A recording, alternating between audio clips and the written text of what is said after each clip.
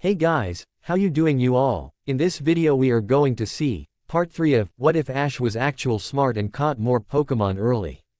And please do check out story named Rising Ash, an anime rewrite by Anarchy Gale. And make sure to leave a like, share and subscribe. Let's get into the video.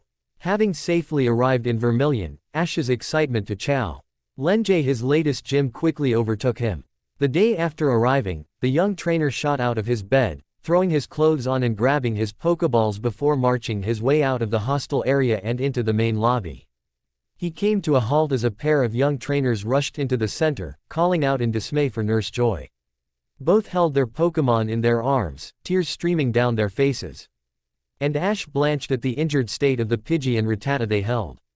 Maybe I shouldn't rush into things, he muttered to himself, rubbing his chin in thought. He jumped as Brock and Misty stepped up behind him, each looking concerned at the sight before them. I'd heard the gym leader in Vermilion was ruthless, but this is ridiculous, Brock murmured, shaking his head sadly. What are you going to do, Ash? Misty asked in concern. Staying quiet for a moment, Ash took a deep breath before letting it out. I'm gonna train, he responded finally. Best not to go in there unprepared, especially if it's that bad. There's a few beaches just outside of town, so I'll go there. Good idea, Brock praised, nodding to himself. I'm going to head to a few stores, I'll meet up with you guys after and we'll have a cookout. That sounds lovely, Misty sighed with a smile. Nodding along, Ash gave Brock a smile. Thanks Brock, we'll see you on the beach then, yeah. With that, the trio stepped out of the Pokemon Center. Splitting off in two directions as Brock headed into town and Ash and Misty made their way to the nearest beach.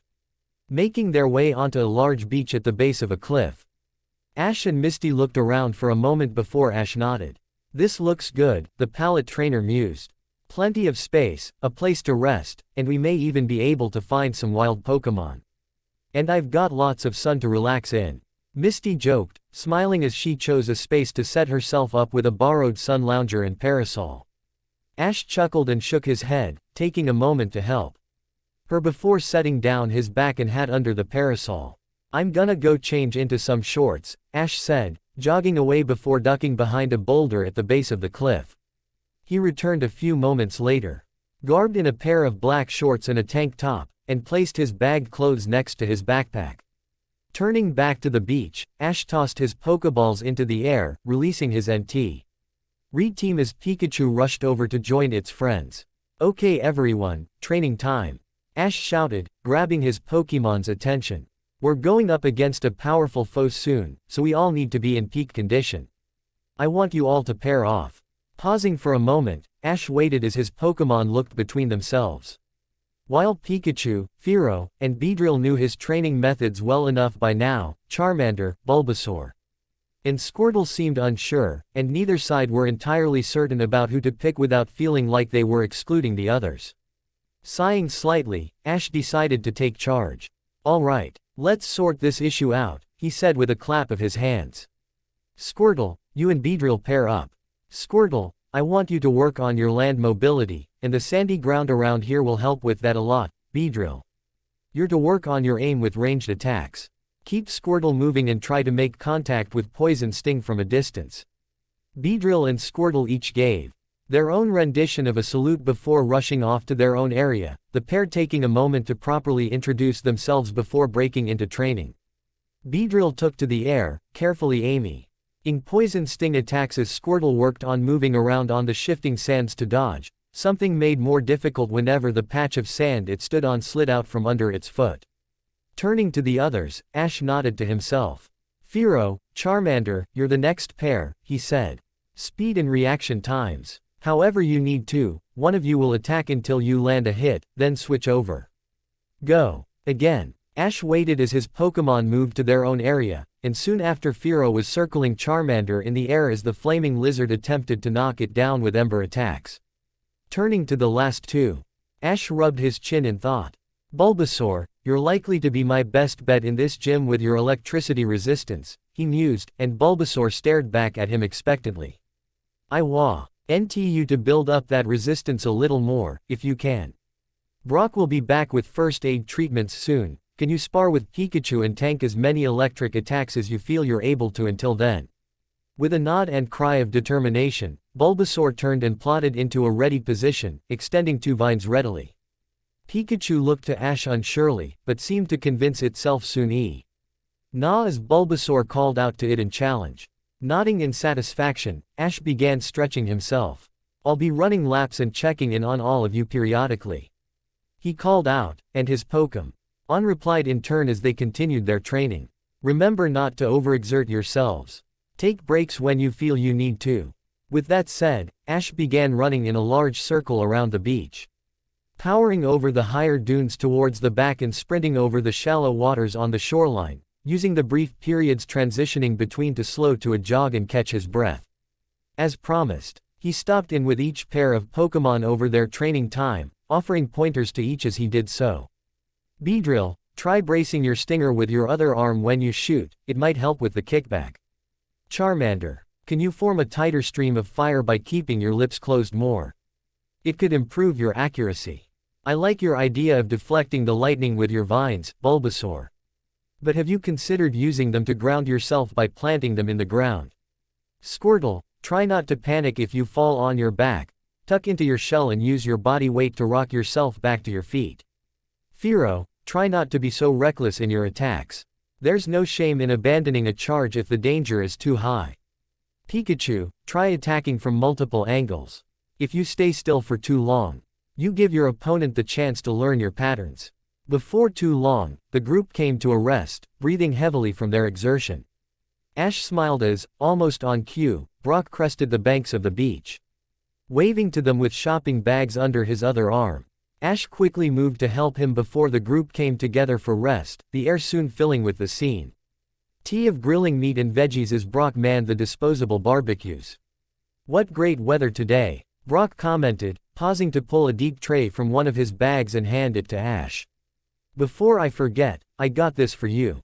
Bulbasaur can use it to root in when it needs to, since we won't always be around soft enough soil. Smiling as Bulbasaur approached, Ash took the tray and examined the tray. Thanks Brock, this is perfect, he said gratefully, setting it down on a flat portion of sand. I don't suppose you picked up any, pausing as he looked up, Ash chuckled, taking the bag of mulch Brock K was holding out with another word of thanks before filling the tray with a shallow layer. What do you think, Bulbasaur? The seed Pokémon took a moment to sniff at the tray, prodding the mulch with a foot before letting out a happy cry and climbing inside. Burying its feet slightly, Bulbasaur lay down, relaxing completely and soon enough dozing off, causing Ash and Brock to chuckle. Thanks Brock, Ash said sincerely as he tucked the remaining mulch into a plastic bag, preventing spillages as he stored it in his backpack. Don't mention it, Brock said with a dismissive smile. He laughed as Zubat fluttered down to land on his shoulder, his own Pokémon having been released to relax and play on the beach as they pleased. So how's training gone so far? Grinning, Ash dropped into a chair next to the barbecues and relaxed back. Looking out over the water where Squirtle had decided to join Misty and her Pokémon for a swim in the ocean. Pretty good, he replied after a moment. Everyone's coming along great, and their techniques are improving quickly. I just wonder if I'm too hard on them sometimes, you know. Brock nodded sagely, turning the sausages on one grill and chuckling as Charmander peeked up from beneath the table to investigate the smells. They seem happy enough, the pewter trainer offered. I'm sure if they didn't like the training, they'd tell you as much. Nodding, Ash let out a sigh. I guess, he agreed. I just worry, you know. I don't wanna push any of them away. He paused and let out a chuckle when Pikachu leapt into his lap, curling up for a quick nap. I doubt that's something you need to be worried about, Brock laughed, turning to grab his bag for some more supplies. Hey, I grabbed us a cooler and some sodas too, you want one Youch? Shooting up Sue D. Denley as Pikachu scrambled onto his shoulder, Ash spun around. What happened? He asked as Brock hopped around on one foot, clutching the other in both hands tenderly. Something pinched my toe. Blinking in surprise, Ash knelt down to look under the table, only to ogle at what met his gaze. Staring back at him, with both claws raised defensively, was a rather small Krabby. Ash tilted his head one way, only for the Krabby to scuttle a few steps to the left to follow. Repeating the action in the other direction, the Krabby too followed his head movements. "Hey little guy," Ash greeted soothingly. "Did you pinch my friend?" With the only response offered in the form of foaming bubbles coming from Krabby's mouth, Ash chuckled. "Did he nearly step on you?" he asked again, and Krabby snapped its pincers. "Sorry about that. How about you join us for dinner?" Stepping back as the Krabby scuttled out from under the table, Ash grabbed an extra bowl from his bag. All the Pokémon began to gather around as he began filling the bowls with Pokémon food from multiple tins. Brock's specialty foods mixed specifically for each Pokémon type quickly becoming a favorite among the trio's teams. Nell, T down to set Bulbasaur's food in front of the planting tray for it, before scooping up the many water-type dishes and making his way towards the shoreline. Krabby followed behind him, making the Paul Et trainer chuckle before he called out to gather Misty and their Pokémon. "Thanks Ash," Misty said gratefully as she made her way onto the shore, squeezing the water out of her hair. Taking the dishes for her own Pokémon from Ash's arms, she blinked at the extra bowl. "Who's that for?" "Krabby," Ash replied simply, kneeling down as Squirtle approached and setting both bowls down. Krabby watched curiously for a moment as Squirtle began eagerly devouring the food presented before grabbing a pellet for itself, taking an experimental bite before letting out a cry of delight and chowing down with gusto. Misty chuckled as she set her own Pokémon's food down, close enough to the water for Staryu and Starmie to remain somewhat submerged as they made their way onto shore before tossing Goldeen's into the water for it. "What is it with you and just attracting more Pokémon?" she asked jokingly. "Is this another weird power of yours?" Rolling his eyes, Ash left the Pokémon to eat as he returned the table and grabbing a plate for himself. Brock had set out the rest of the dishes, even providing small pieces of meat for some of the more predatory Pokémon. "I still don't know what you're talking about there, Misty," he said dismissively. "I can guess what's in a Pokéball, and I'm close to Pokémon. What's the big deal? Those are some rare qualities, Ash," Brock pointed out as he began constructing burgers and hot dogs for his friends. "At least, to the extent I've seen you have. I mean sure, I'm friends with my Pokémon, but you can almost understand what they're saying after just a few moments with them." "That's amazing." Shrugging, Ash sighed. "Not to me," he shot back. "I've always been able to do it. It's nothing special." Seeing that he was beginning to get uncomfortable, Brock and Misty let the topic go, instead finding themselves places to sit and eat as the calming ocean breeze blew across the beach. Ash smiled as his team finished eating and crowded around their visitor, greeting and befriending Krabby rather quickly. "Are you going to catch it?" Brock asked, following Ash's gaze to the crustacean Pokémon. Ash shrugged. "Maybe," he replied. "I'll ask if it wants to come along. More Pokémon is never a bad thing, right?" "Not unless you start neglecting some," Misty pointed out. "If you catch 100 Pokémon and only use 6, then isn't that somewhat cruel to the others?" Falling silent as he thought about Misty's words, Ash nodded to himself. "Then I'll just have to be sure to rotate my team often," he declared. "And that Krabby seems pretty powerful to me." "How can you tell?" Brock and Misty asked at the same time, jumping slightly as they looked at each other before Ash's response got their attention. "It must be," the pallet trainer said simply. "Look at its size, it's pretty small. So it was probably the runt of its family. That means it would have had to fight for its food, which is probably why it pinched Brock earlier." "That would make sense," Brock mused. "If it's had to fight and scavenge since birth, perhaps your kindness resonated with it more than we thought." As they spoke, Krabby approached once more, sneakily snatching one of Ash's hot dogs before happily munching away on the steaming meat within. Ash chuckled as he caught sight of this, shaking his head as he knelt down to Krabby. "You know, you could have one of your own if you just ask," he offered. Before standing and grabbing another 2 sausages from the table, constructing a new hot dog for himself before tossing the other to Krabby, who caught it in its pincer gently. "We share around here. There's plenty for everyone." Krabby watched thoughtfully as more of the Pokémon began to gather around the table, distracting Ash as he laughed with them all and trying to provide them all with what they wanted, whether that was more food or simply a show of affection. Before long, all the food was gone, with any scraps being tied up in a bag for proper disposal later. Brock took the disposable barbecues to the ocean to cool and clean them before placing them in another bag and tying them up while Ash and Misty worked on folding the tables as the sun began to dip low in the sky. As the group turned to go, carrying their belongings and furniture between them, Ash turned and waved goodbye to Krabby, giving a joyful smile and leaving it with well wishes. With his attention divided, however, the young trainer tripped over a loose stone, stumbling to regain his balance and dropping one of the group's bags of waste, which rolled back down to the beach. Ash Blinn. Ked in surprise as Krabby hurried forward, grabbing the bag in both claws and carrying it back up the beach's banks to the road. Ash smiled at it, reaching out to take the bag with a word of thanks. Oh. NLY to blink again as Krabby backed off and began following behind Brock and Misty. Chuckling, Ash shrugged. All right then, he allowed, lifting the rest of his own load and bringing up the rear of the group. On the way back to the Pokémon Center for the night, the group stopped off at a recycling center on the edge of the city, dropping off their waste with the lead worker, who smiled at their following friend. Well, hello there, Krabby. The worker greeted kindly, and Krabby snapped its claws in response with a happy sound. Helping out again, are we? Always glad to see you keeping the beaches clean. Misty blinked in surprise. Krabby comes here a lot, she asked as Ash and Brock focused on disposing of their waste in the correct bins.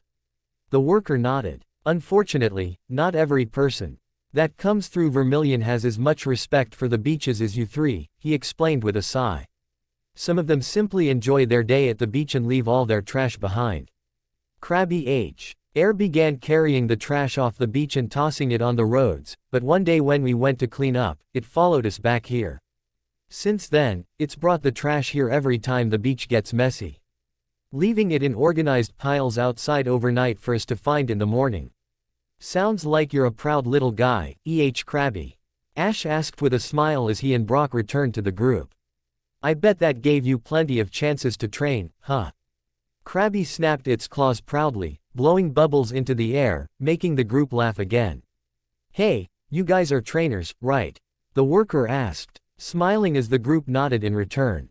Great. Do you think one of you could take Krabby along with you? I feel like it's being stifled, always cleaning up the trash around here. Poor little thing must be meant for more. At least, that's what I think. Ash blinked in surprise at the request, even as Brock and Misty began chuckling. Looking back at them, the two simply shrugged before directing Ash's attention towards Krabby, which stared up at him expectantly. I suppose if Krabby wants to, Ash mused, kneeling down in front of Krabby before producing an empty Pokeball. What do you think, Krabby? Want to come along? Krabby stared at the Pokeball for a time, and Ash waited patiently. He blinked, however, when the crustacean Pokémon snapped its claws at him, smiling at the clear challenge presented to him. Good answer. Ash cried with a laugh, standing back up again. Let's have a battle first, Krabby. After moving to an open area at the recycling center, led there by the worker that had greeted them, Ash and Krabby took up positions on opposite ends of the impromptu battlefield. Smiling in excitement, Ash pulled out a Pokeball. Let's make this a real challenge. Ash called out, tossing his Pokeball forward. I choose you, Squirtle.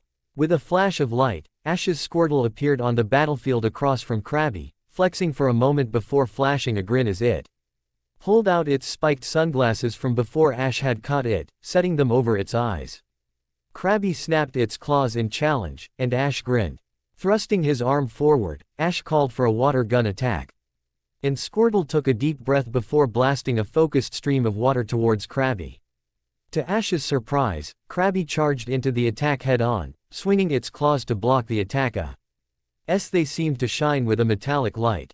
Ash grinned at the side before ordering Squirtle to press the attack, sending the tiny turtle Pokémon charging towards Krabby with its head lowered for a Skull Bash attack. Krabby once again swung its claws to counter, another metal claw impacting Squirtle's head as the two attacks met before both Pokémon leapt back, creating some distance between themselves.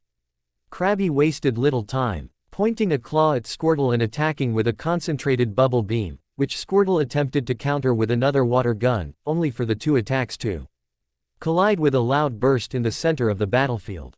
Ash coughed as he waved away the dust cloud that had kicked up from the force of the blast. As the battlefield cleared, he saw Krabby charging towards Squirtle before leaping into the air and coming down for a stomp. Thinking quickly, Ash called for Squirtle to withdraw, the impact of Krabby's attack striking Squirtle's shell and dealing little damage. Before Krabby could back off again, Ash called for a bite attack, and Squirtle sprang out of his shell before clamping its jaws around one of Krabby's legs, causing the smaller Pokémon to let out a cry of pain. Bringing its claws down on Squirtle's head, Krabby managed to scuttle away, panting heavily for exhaustion. Squirtle, likewise, was breathing heavily, rubbing its head sorely. Deciding to end the battle quickly, Ash called for Squirtle to go full force. Squirtle responded with a cry of exertion before taking a deep breath, gathering water into its mouth before letting loose.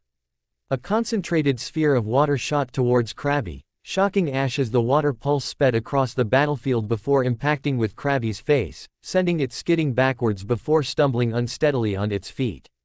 Taking his chance, Ash produced his empty Pokeball, taking aim and throwing the sphere at Krabby. Krabby disappeared in a flash of red light, being sucked into the Pokeball, WH. It clicked shut and let out a chime of victory without much of a struggle at all.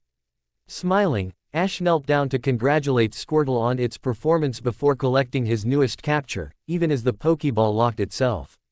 Ash smiled, tucking the ball away on his belt to transfer to Professor Oak as soon as he got back to the Pokémon Center. Well, that was certainly an eventful day, Brock joked, smiling as Ash returned to the group before letting out a yawn, making his friends laugh. Let's go get some sleep, Gotta be ready for tomorrow. Yeah, Ash agreed, his thoughts turning inwards, as he began planning for the day ahead of him. Get ready, Lieutenant Surge. I'm coming for my badge. Pokédex Identification Profile. User: Ash Ketchum. Hometown: Pallet Town. Registered Pokémon Caretaker: Professor Samuel Oak. Pokémon Scene: 46. Pokémon caught: 13. Registered Team: Pikachu, Bulbasaur, Squirtle, Charmander, Fearow, Beedrill. Reserves Roster: Butterfree, Pidgeotto, Clefairy, Krabby. Ash stared up at the Vermilion City gym unsurely, swallowing the lump in his throat. A further week of training and a few phone conversations with Professor Oak had led him here, with Mist, Y and Brock joining in to spar or train with his team at times to help develop new moves and strategies as he came up with them. Of course, throughout the week, young and inexperienced trainers came up. ND went from the Pokémon Center frequently, each newcomer bringing an injured Pokémon and each outgoer vowing never to challenge the gym in this city again. The constant flux of injuries and crushed Reams in his peripherals left Ash feeling nervous about the battle ahead.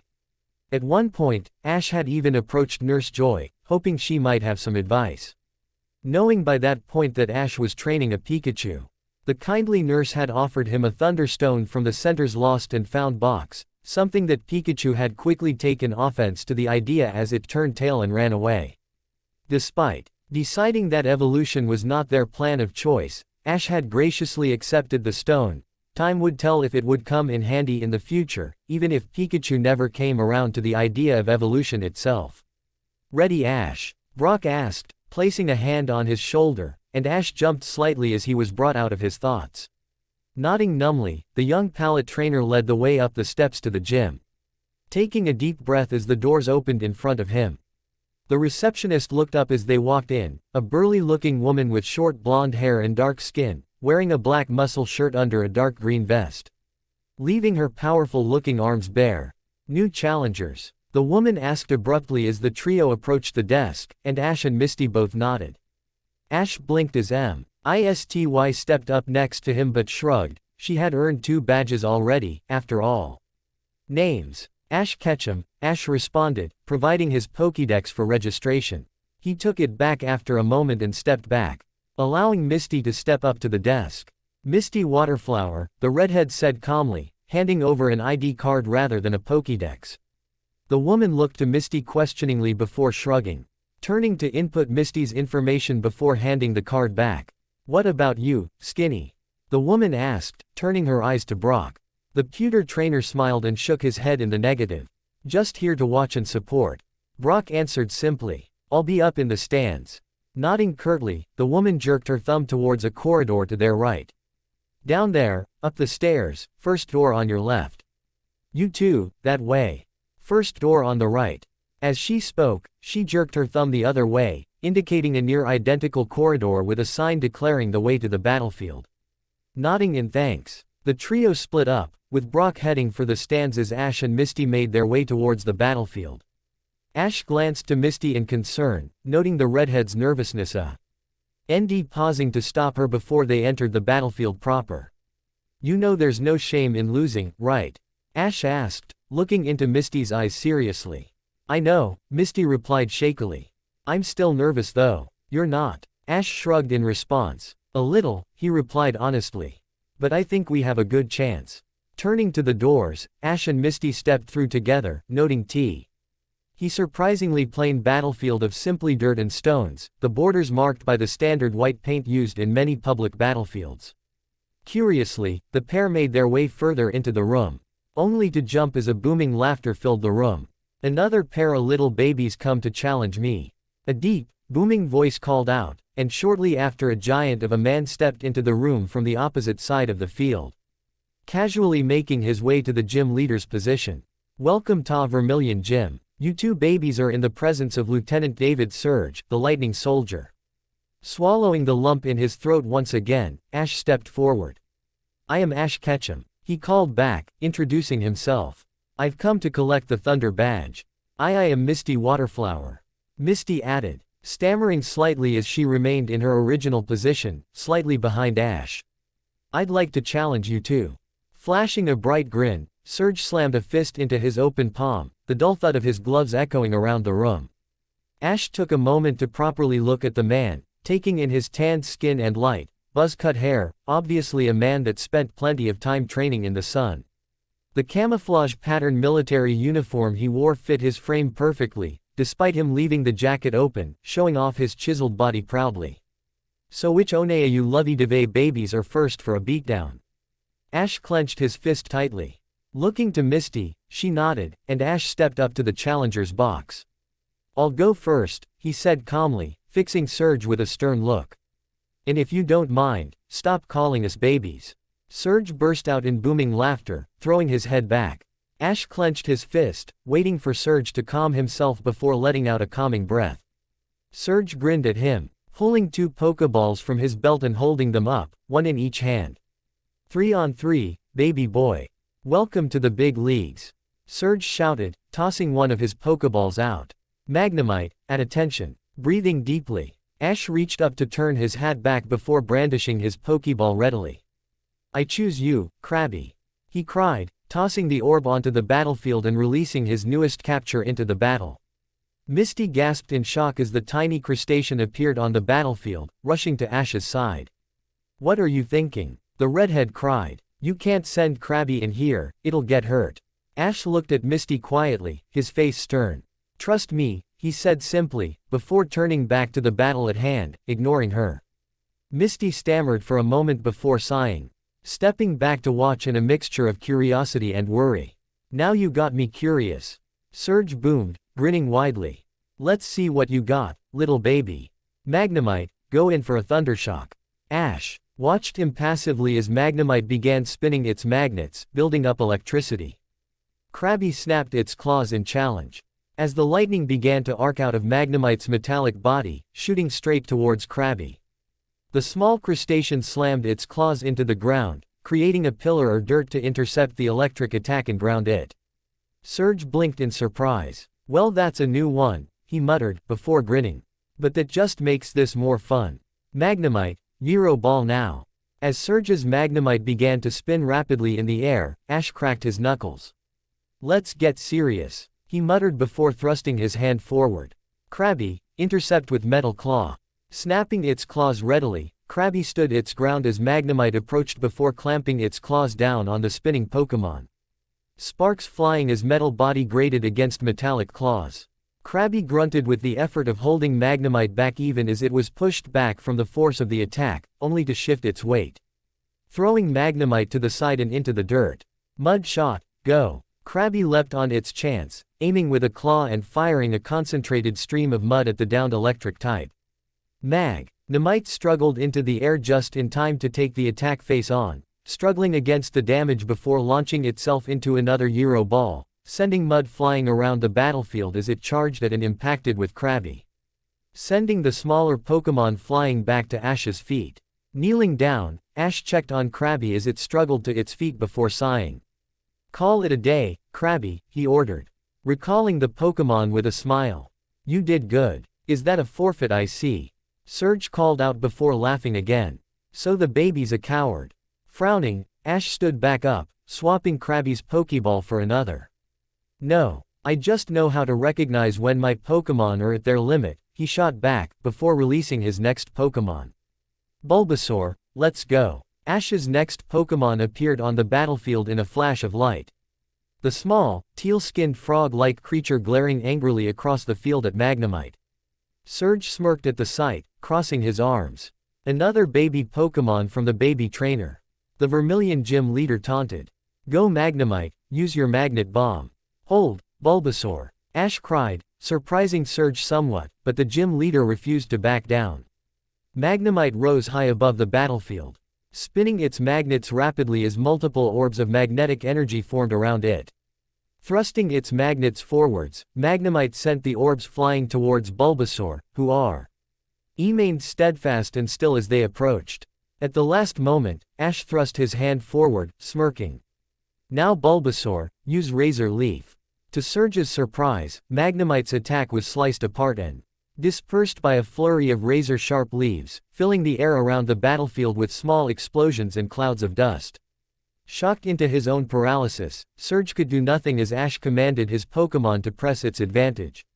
Pelting his Magnemite with barrages of leaves and whipping vines until the metal-bodied Pokémon collapsed onto the ground in defeat. Surge shook himself out of his stupor, quickly retrieving a pair of sunglasses from one of his many pockets to cover his eyes. Lucky shot, he spat angrily, recalling his Pokémon before releasing another. In a flash of white, Surge's Voltorb appeared on the field. The perfectly spherical Pokémon highly resembling the Pokeball it had appeared from but for its glaring, angry eyes. Ash frowned, unsure of exactly what had happened during the last match but deciding to move on rather than question it. Pulling out his Pokédex, Ash pointed it at Surge's Voltorb and silently read through the entry provided. Voltorb, the ball Pokémon. Voltorb's resemblance to a Pokeball is a mystery to this day, though it is thought to be a method of camouflage. This Pokémon's high capacity for electrical energy makes it highly volatile and prone to exploding. Frowning, Ash turned his attention back to the battlefield. He'd have to be careful in this battle. Bulbasaur, use Vine Whip.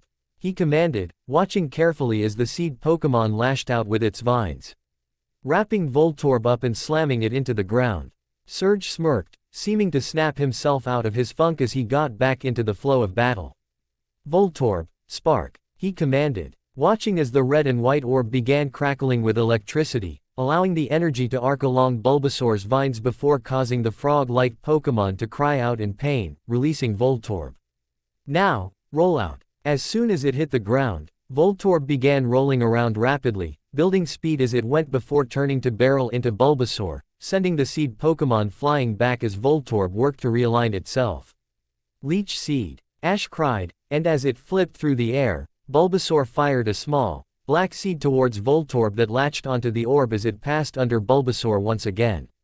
Vines sprouted from the seed, quickly wrapping Voltorb up even as it powered through to slam itself into Bulbasaur over and over.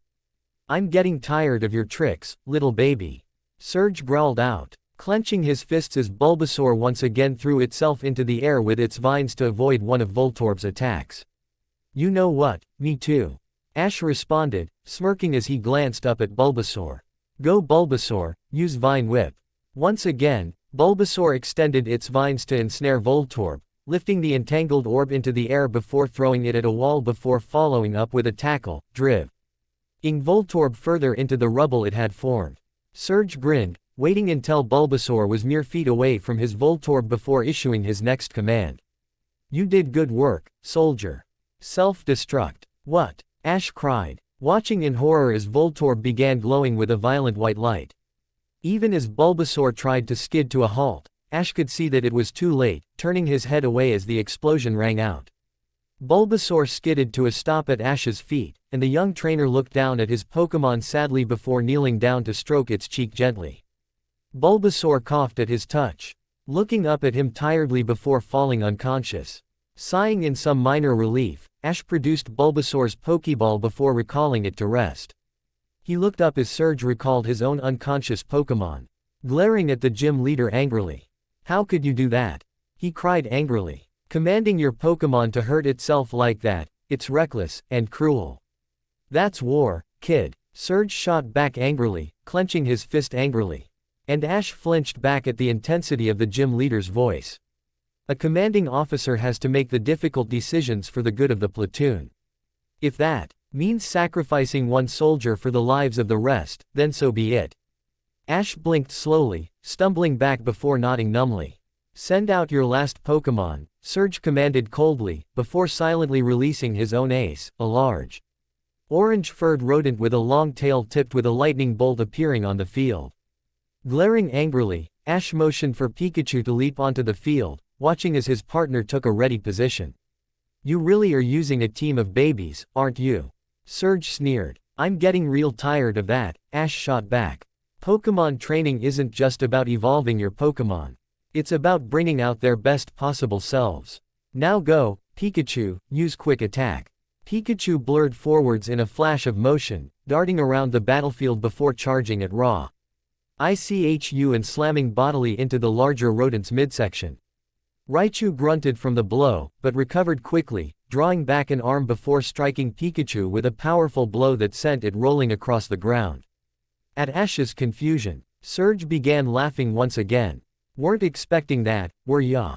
He barked out. That was Raichu's Mega Punch, something your puny little Pikachu couldn't manage if it tried for a million years. This is why you evolve your Pokémon as soon as you can, pure, unfiltered power. Ash clenched his fist in anger as Pikachu growled challengingly at Raichu, sparks flying from both rodents' cheeks. So it's our speed against your strength, huh? Ash asked, before smirking. Perfect. Before Surge could react further, Pikachu seemed to disappear from sight, leaving naught but a puff of dust where he once stood.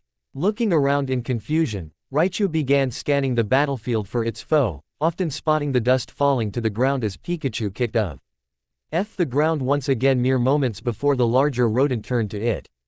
How? Surge demanded angrily. Simple, really, Ash shot back, ducking as Pikachu seemed to appear on his shoulder before standing straight again. Pikachu's been training its speed a lot since we met. I'm guessing you evolved yours into Raichu as soon as you could, which means it never learned all the speed techniques it could only learn as a Pikachu. Like this one, agility. Again, Pikachu vanished from view as it began dashing around the battlefield, never stopping and attacking Raichu intermittently with quick attacks and thundershocks from every angle it could manage. Surge could only watch angrily as Raichu tried and failed to track Pikachu, often taking a blow to the side or the back whenever it turned. Eventually, though, he'd had enough. Raichu, fill the field with your thunderbolt. Ash flinched as Raichu began growling, electricity crackling from its cheeks as it gathered power before unleashing it all in one powerful discharge of lightning that arched across the battlefield. Thinking quickly, Ash called for a light screen, hoping beyond anything that he hadn't reacted too late. The battle field filled with smoke and dust as the electric attack caused the arena to practically explode with energy. Both trainers waited with bated breath as the air began to clear, slowly revealing the combatants. Pikachu and Raichu glared at each other from either side of the battlefield, both panting heavily from exertion. The atmosphere in the gym grew thick with tension as the stare-down continued, until Raichu seemed to let out a long sigh, falling forward and landing with a heavy thud. Mere seconds later, Pikachu collapsed as well, leaving both Pokémon out for the count. Ash and Surge stared at the results for a moment before Surge seemed to let out a sigh of defeat. Silently, the giant of a man produced Raichu's Pokeball and recalled his partner, setting all three of his Pokeballs into a tray that rose at his side before descending into the ground again, the compartment sealing itself a moment later. Ash moved to scoop the exhausted Pikachu into his arms, smiling at his partner as Pikachu stirred before looking up. Surge had made his way across the field and was standing over Ash, his face impassive and eyes hidden behind his sunglasses. Ash gulped reflexively at the sight before relaxing as Surge gave him a smile. Reaching up to remove his sunglasses. Ya did good today, kid, Surge praised, clapping a great, meaty hand to Ash's shoulder proudly. You thought your problems T. Hero and didn't just try to brute force your way through, Too many challengers come in with an ego bigger than their skill, and I have to beat some humility into them. Ash started at surge in surprise. His vision of the soldier quickly changing. Thank you, sir, he responded after a moment, giving a smile and a quick salute. Surge laughed at this before shaking his head. Here, he said, reacting into his jacket before holding his hand out to Ash, a badge resembling a pointed sunflower in his palm. Take this thunder badge with pride. You earned it. Ash took the badge graciously, carefully pinning it to the inside of his overshirt with the rest of his collection. Having done so, he turned to the side of the battlefield, where Misty stood watching them with wide eyes. You up for your turn there, girlie? Surge asked casually, crossing his arms across his gargantuan chest. Misty stared at the man for a moment before shaking her head vehemently. No, no way.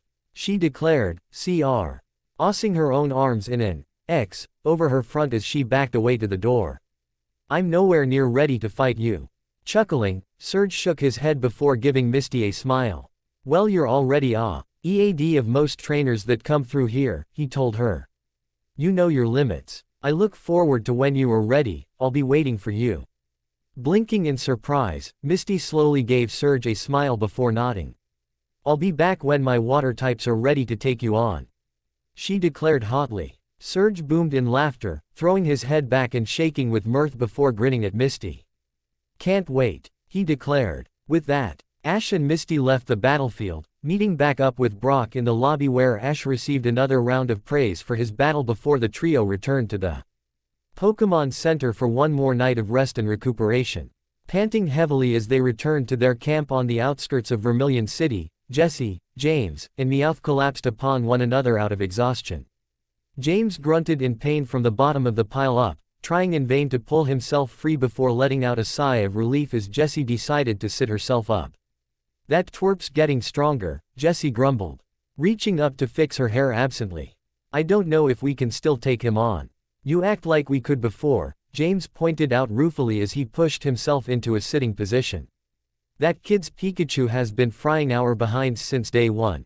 Grumbling in frustration, Meowth began pacing back and forth. Maybe yous should stop being so pathetic then. He snapped out. Honestly, how many years in Team Rocket and yous have never even caught or stole one Pokémon?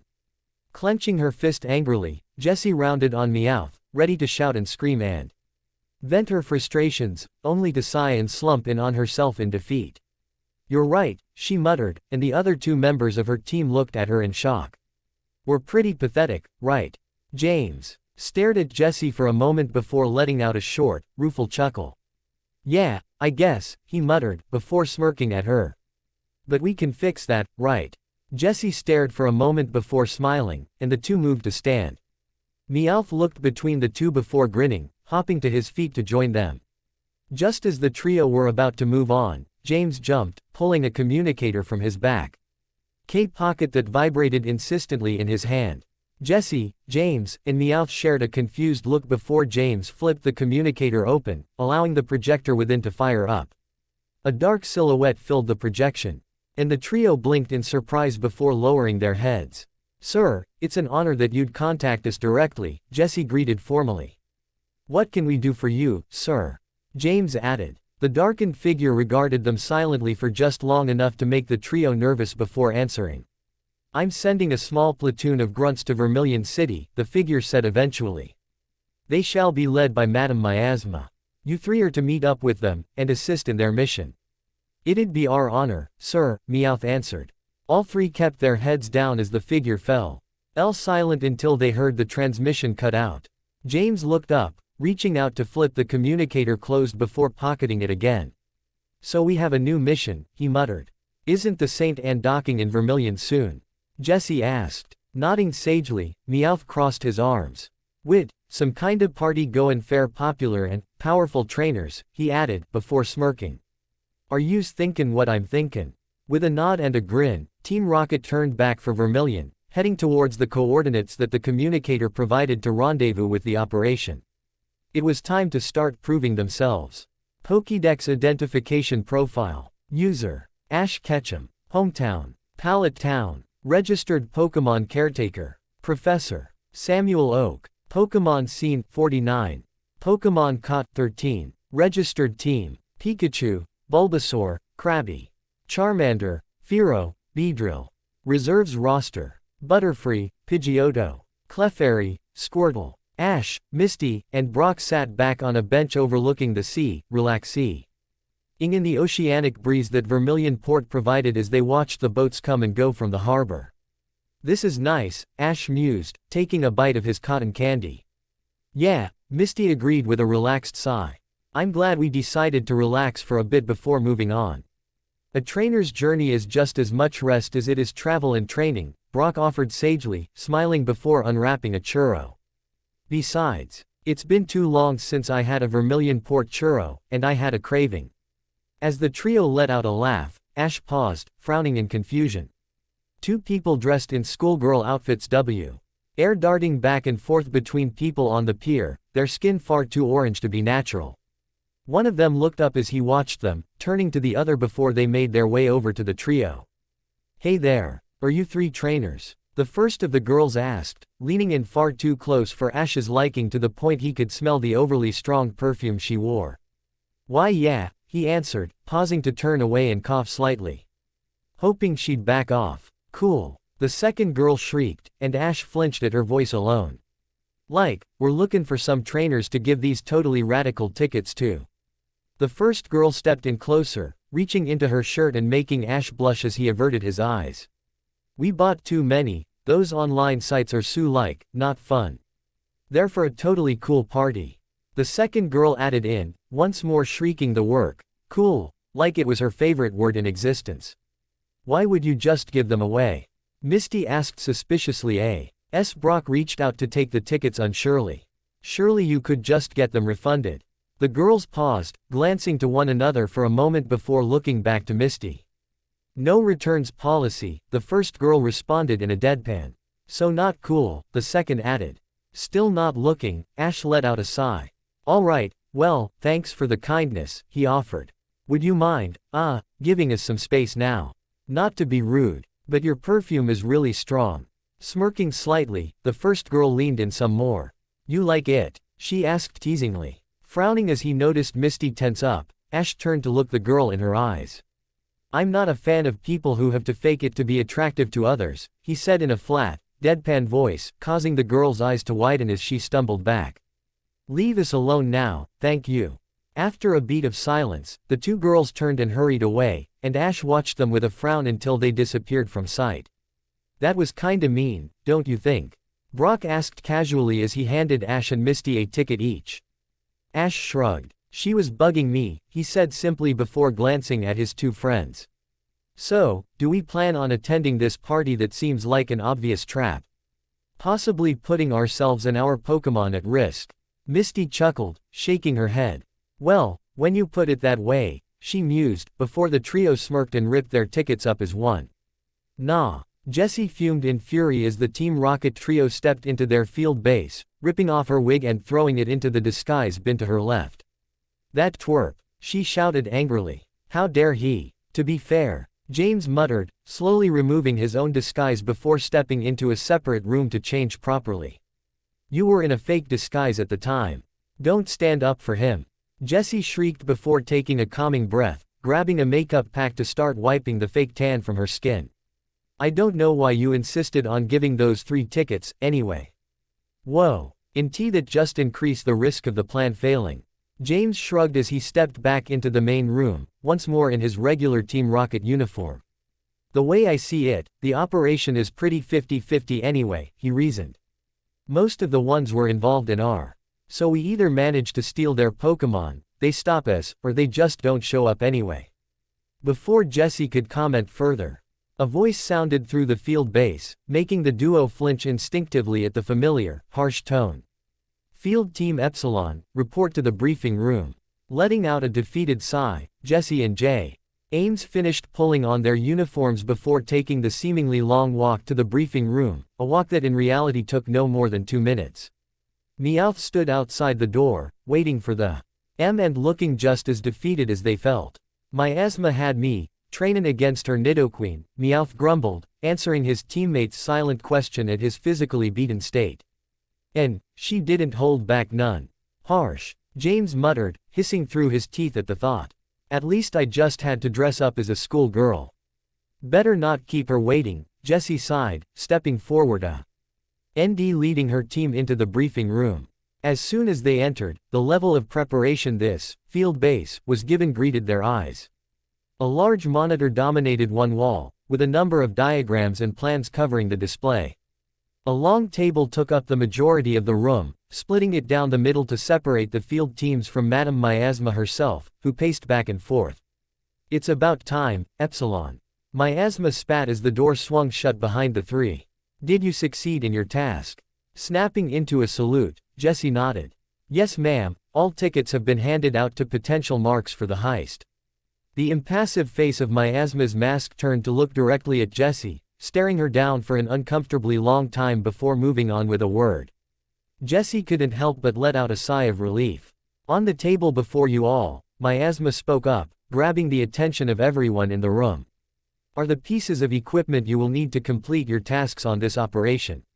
Pausing, Miasma turned to rip the sheet covering the table off, revealing a number of strange and interesting gadgets as well as bundles of clothes and disguises. Teams Sigma, Gamma, and Lambda. You will be disguised as engineers and crew members. Your jobs will be to incapacitate and restrain the crew, as well as to shut down the communications so that we aren't interrupted. As the mentee, one team stepped forwards to grab their equipment. Miasma looked over the rest of them silently before continuing. Alpha, Beta, and Omicron, you will be in charge of getaway. Our contact has provided us with a small number of nondescript helicopters, capable of carrying our personnel and the stolen Pokémon away from the scene with haste. You are to man these helicopters, one per aircraft, and ET is no sooner than 10 minutes after the ship comes to a halt. Until then, maintain distance. Again, the named teams moved into action, saluting before vacating the room quickly. Soon enough, only 3 teams remained, Jessie, James, and Meowth, as well as 2 others. Team Zeta, you will be running communications from the field base, Miasma continued. Epsilon, Omega, you're with me. As E trio designated as Zeta, stepped up to man the communications terminals in the room. Jessie, James, and Meowth turned to follow Madame Miasma, only for Jessie to freeze. She hadn't really thought much about it. But as she stared at the familiar, blonde-framed face before her, she remembered just who Omega was. Cassidy, Jessie spat, venom dripping from her voice as she glared at her bitter rival.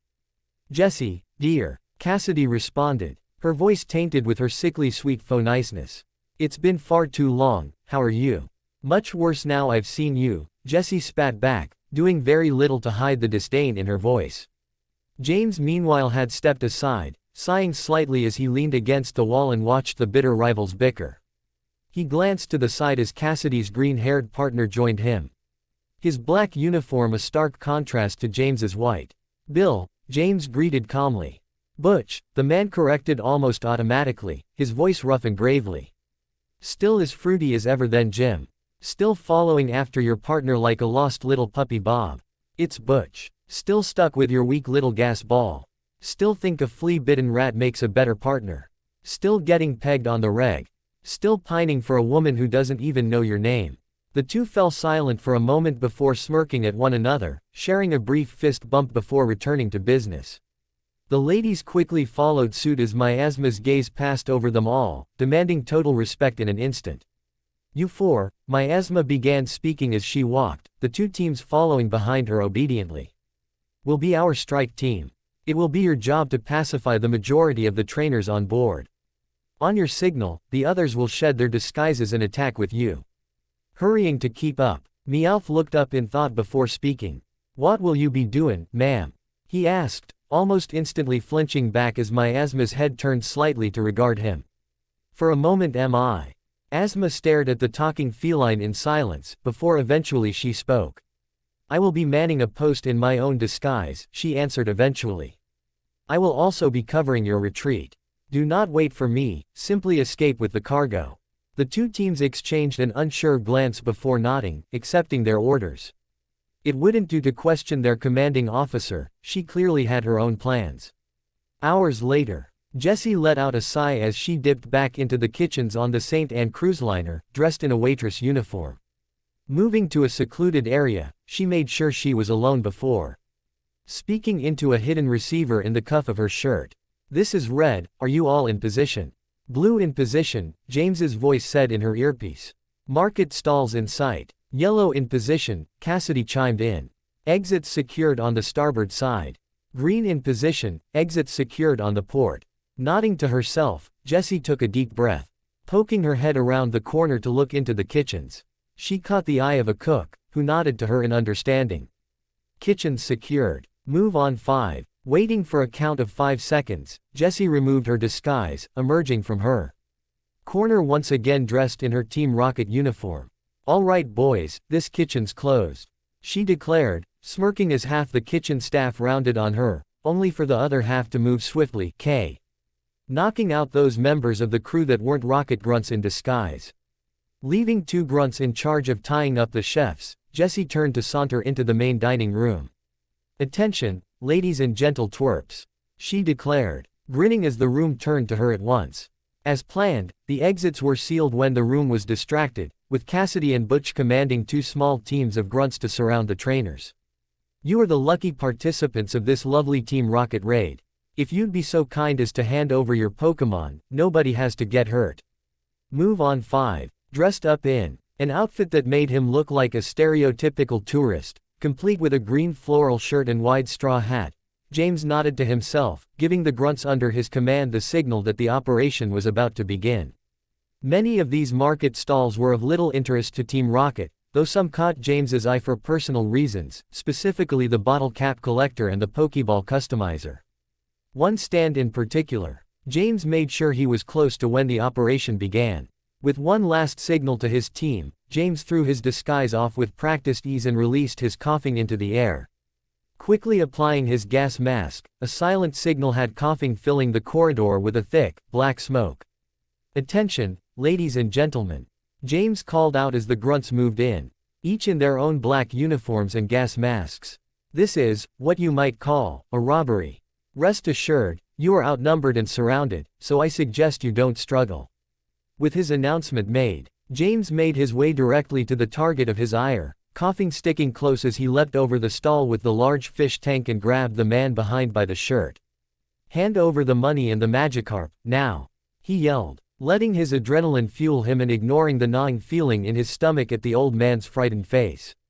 They're all under the counter, I don't have much money and there's only one Magikarp. Please don't hurt me." Shoving the man away, James ducked down behind the counter as a grunt stepped up to grab and detain him. Sure enough, on a small shelf beneath the counter, James found a dinged-up old lockbox and a singular Pokeball. Grabbing both, he stood up once again, recalling the Magikarp in the fish tank and clipping the ball to his belt before tossing the lockbox to another grunt. "Are all hostages secured?" he asked the grunt, noting idly that the smoke was slowly clearing thanks to the ship's ventilations. "Yes, sir," the grunt responded, and James let out a breath he'd been holding without realizing. "We've confiscated their Pokémon and bound their hands, they'll be taken to their rooms soon." James nodded, maintaining a cold look on his face. "Good, see to it. I'm going to make another sweep to make sure we've got everything." With a quick salute, the grunt turned and rejoined the captured team, barking orders at their captives to keep them in line. James let out a quiet sigh, once more trying to ignore the pang of guilt that seemed to be tying his stomach in knots, especially at the frightened faces of the younger passengers. Pushing those feelings aside, James turned to sweep his eyes over the merchant's corridor, nodding to himself as he saw each stall had grunts ripping them apart and storing their spoils in large rucksacks. Reaching up as the last of the toxic smoke dissipated, the blue-haired man removed his mask before activating his communicator. Merchant zone secured and swept, blue moving to join with red, yellow, and green. Blue moving to join with red, yellow, and green. Jessie smirked to herself, this operation was going amazingly smoothly. Even Cassidy trying to upstage her during the initial strict on the main trainer floor hadn't tripped them up, as the drowsy she had released served to pacify any of the more fiery trainers that decided to team up and attack. Seeing the more powerful of them put down so easily had also served to keep the weaker trainers compliant, especially when Jesse's Ekans and Butch's Raticate joined the floor, their menacing appearances intimidating the younger trainers easily. Negative, Blue. Jesse spoke into the communicators, watching as a few grunts finished tying up the less compliant trainers before they could awaken. Main floor is stable, make a SWE. EP of the outer corridors for any stragglers, if you'd be so kind. Green should be joining you soon. Glancing up at her, Butch raised a questioning brow before shrugging. Sure, why not, he agreed gruffly. Standing and stretching for a moment. Could use some air. Blue, I'll take the top decks, you check the engine rooms, we'll meet in the middle. Copy that, Green, James' voice agreed through the communicator. Rendezvous at escape point in 5. Copy, Butch responded, before turning to leave with his Raticate at his heel. Copy, Jesse and Cassidy chimed in at the same time, locking E. Yes for a moment before returning to the business at hand. A quiet sobbing caught their attention, drawing both women's eyes to a young boy with curly bowl cut, wearing what looked to be a Pokemon Tech uniform. Why are you doing this? He sobbed, and Jessie felt a pang of guilt in her chest at the anguished look on his face. Thankfully, Cassidy took it upon herself to deal with him, letting out a cruel laugh. Why? She parroted mockingly, strutting over to the boy before kneeling down in front of him. Why, it's very simple, really. Because our boss wants your Pokemon, and you're simply too weak to stop us. Jessie looked away as the boy went from soft weeping to full-blown ugly crying, grimacing at the sound. She idly recalled the boy attempting to join the trainers fighting back with a Weepinbell, which went down pitifully quickly. That Weepinbell was now somewhere in the large hall of stolen Pokeballs being wheeled out in large crates by the Rocket Grunts. Stop tormenting the kid, Yellow, Jessie bit out eventually, shocking Cassidy as she turned back to face the magenta-haired woman. We're almost done here, we should be preparing to pull out. You going soft on us, Red? Cassidy snarled, as her drowsy turned to face Jessie, seemingly synchronizing with its trainer's feelings of animosity towards her. Jessie panicked internally, knowing that even with her Ekans' sucker punch, Drowsy would likely be far stronger than her, and she had no other Pokemon on her as backup. With no idea what Cassidy had to hand besides her Drowsy, she decided she'd rather not take the risk. Just focusing on the mission. Yellow, she replied evenly, despite the anger she felt rising in her, her pride telling her to put Cassidy in her place despite the knowledge that she stood little chance. If Madame Miasma finds out we put this operation at risk because of our personal feuds, we'd both be in big trouble. Cassidy stared her down, growling for a moment before huffing. You're not wrong, she spat, clearly doing whatever she could to avoid admitting that Jessie was right. Come on, let's wrap things up here. Nodding, Jessie turned away, kneeling to let Ekans coil around her arm and drape itself over her shoulders in its own comforting way as she let out a breath she hadn't realized she'd been holding. With her heart pounding in her chest, she made one final sweep of the room, making sure that all the trainers were either pacified or tied up and their Pokemon confiscated before making her way out of the main floor, heading towards the rendezvous point with Cassidy at her side. Madame Miasma made her way out of the captain's quarters silently, taking a moment to fix her coat before pulling the door closed behind her. With her own mission complete, and the on-board Pokemon Center shut down and emptied, she made her way slowly through the corridors towards the rendezvous point. Passing the stairs to the engine rooms, she raised a brow beneath her mask as E of the operatives she'd left in charge emerged from below. He seemed to falter as he saw her, snapping into a salute. Madam, he barked out, shaking nervously. Final sweep complete, no trainers or staff hiding in the engine rooms. Studying him for a moment, Miasma nodded, seeing him visibly relax. Walk with me, Agent, she said simply, turning and walking towards the rendezvous point once again. As the blue-haired operative fell into step just behind her. How did your mission go, operative? She asked, keeping her voice neutral. She could almost feel as he started trembling again at her words. Very well, madam. The agent responded. All the merchants and shoppers were secured in their rooms, and the grunts are currently loading all the stolen goods into the helicopters now. Nodding absently, Miasma cast a glance over the operative, raising a silent brow beneath her mask as she noted something quite intriguing. I see you've acquired another Pokemon, Mr. Kojira, she pointed out. chuckling internally at his floundering. "Ah, why yes ma'am, it was one of the Pokémon we raided from the market stalls. A simple Magikarp, ma'am, I haven't had time to turn it over to the recovery teams yet." Raising a hand to placate him, Miasma did something she knew would throw the operative for a loop. "Keep it," she said simply, delighting herself with his astonished face before continuing. "While Magikarp can become an incredibly powerful Pokémon with the right amount of work, we do not currently have the resources to put in that work. Of course, if you were to take it on yourself, as part of your field work, that would take up no extra resources and would provide an extra boost of power to your abilities, something you and your partner desperately need, if I recall correctly.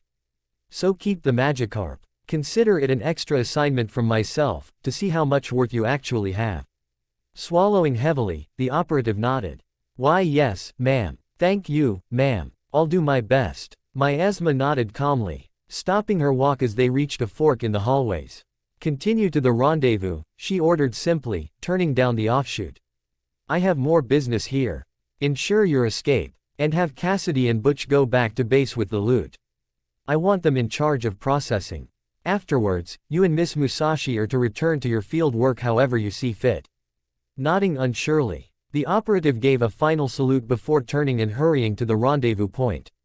Miasma watched him go for a moment before turning and making her way back to the onboard Pokémon Center. Stepping inside, knowing that the cameras were still offline, she made her way to the back room, shedding her rocket uniform and once more donning the guise of the helpless Nurse Joy. Placing her outfit in the nondescript cardboard box she had set aside for just this purpose, Miasma, now Joy, let out a sigh. This next part was never pleasant, but it was always necessary.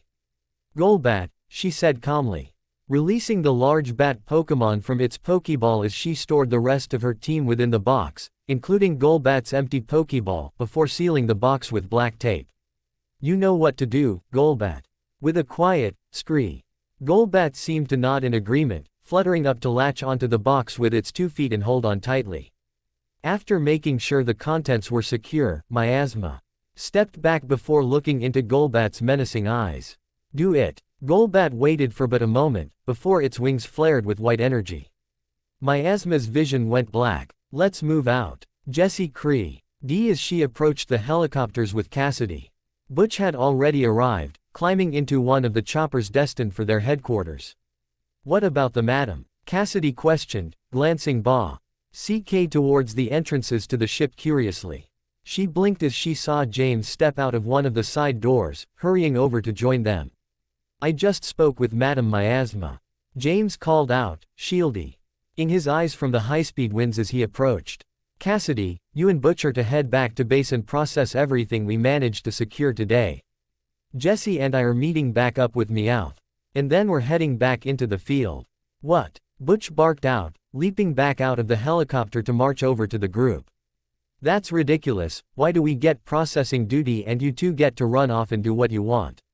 "Because that's what the madam told us to do," Jessie snapped, rounding on Butch angrily. "Do you really want to answer to her when things go wrong because you didn't like the job she gave you?"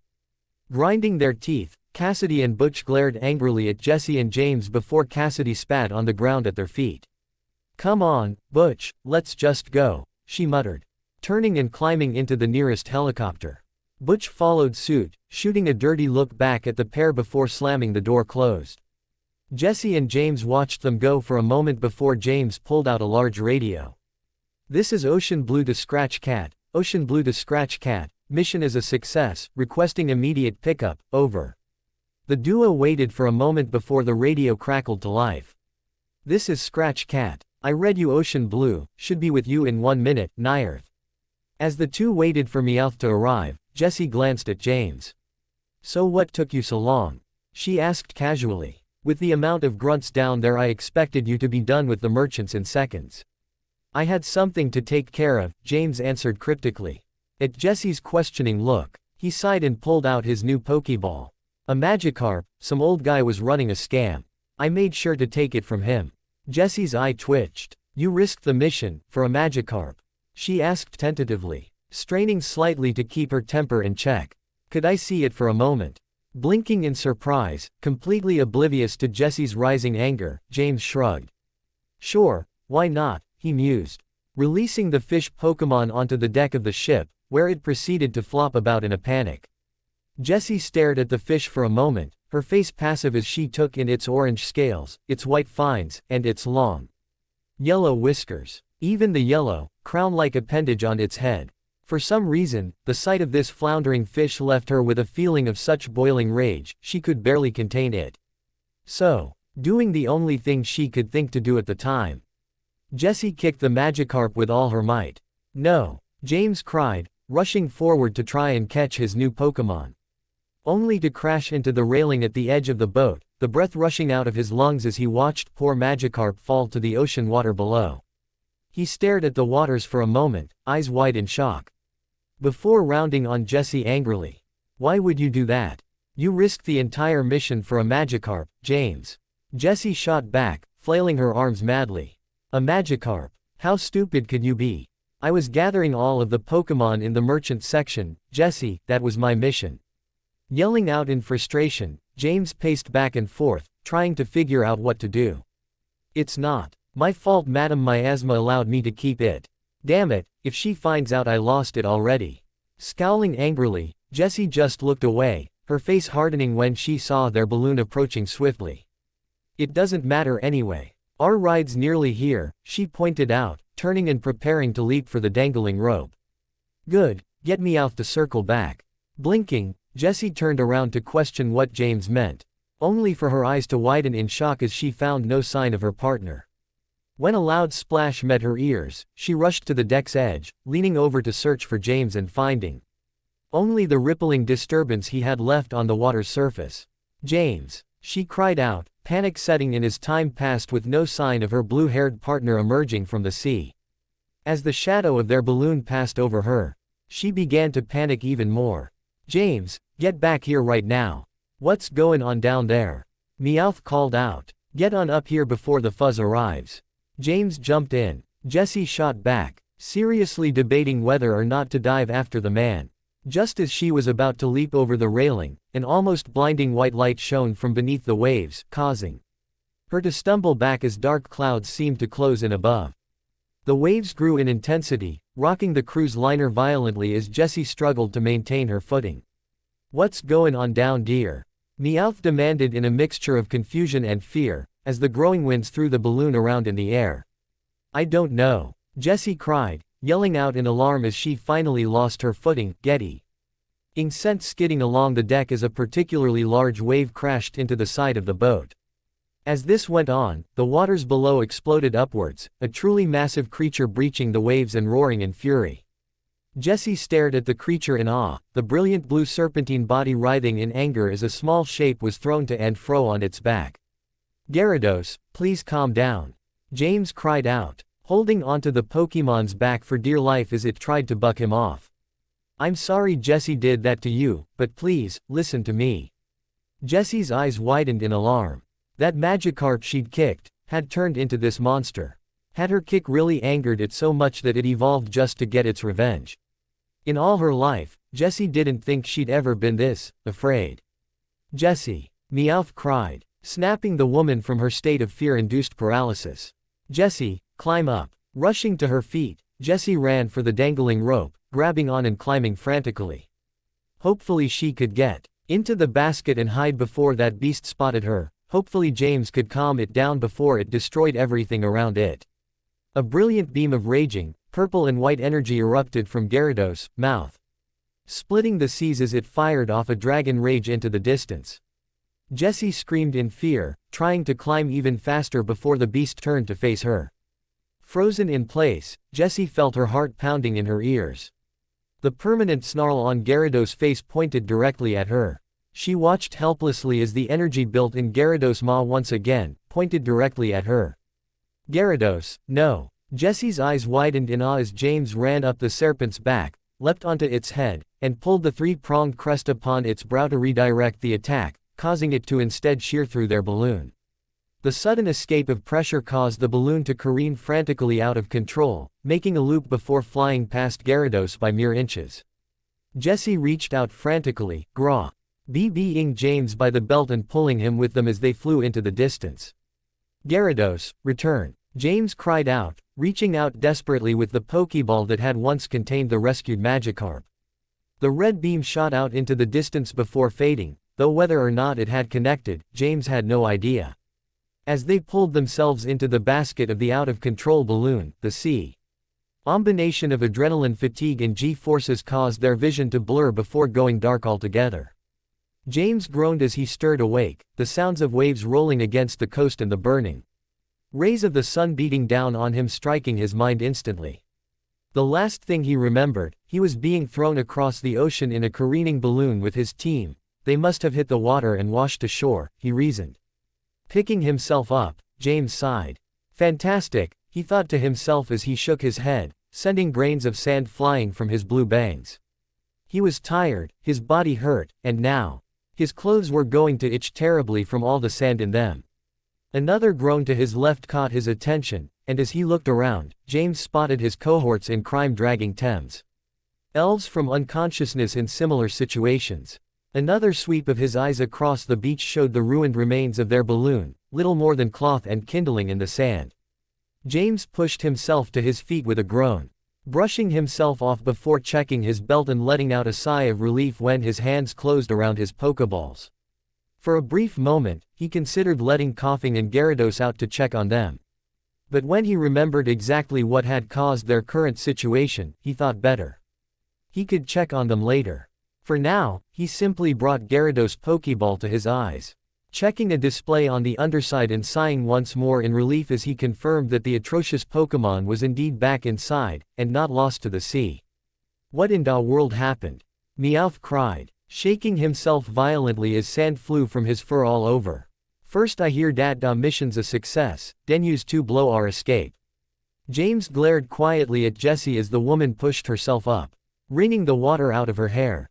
Somebody decided it was a good idea to kick my Pokémon overboard, he snapped out. Jessie snapped upright before rounding on him. You're blaming me, she shrieked indignantly. You're the one that came back from that mission with a Magikarp of all things, and then you leapt overboard after that useless fish. James found himself grinding his teeth in anger. That useless fish was the very thing that almost ended your life. He yelled. If I hadn't done something, you would have been dust in the wind. The two glared at each other angrily, advancing on one another as they reached for their Pokeballs, ready and willing for things to devolve into violence. They both froze suddenly, however, before howling in pain as searing pain erupted over their faces. Crimson scratches appearing upon their skin as Meowth stood up, turning to them as he retracted his claws. I don't care what happened back dear, the Scratch Cat snarled. Use to need to cut this out so we can get out of here. Hissing through his teeth in pain, James sighed before nodding. Fine, he muttered, before looking around in confusion. Wherever here is, I have no idea where we washed up. Jessie grumbled to herself as she glanced at their wrecked balloon. Looks like any equipment we might have had is toast too, she pointed out. And any paper maps we had. Our mulch, Meowth confirmed. No waterproof sleeves. Guess we're walkin'. Groaning in resignation, Jessie and James nodded, and the trio turned to begin the likely long and tiring trek from their crash site to whatever signs of civilization they could find. Along the way, frustrated with feeling of sand and sea against his skin, James found himself discarding his rocket uniform oversheer and simply walking in a black t-shirt and white pants. Jessie likewise discarded her shirt, wandering along in her crop top and skirt, her long red hair hanging down her back for once as it dried.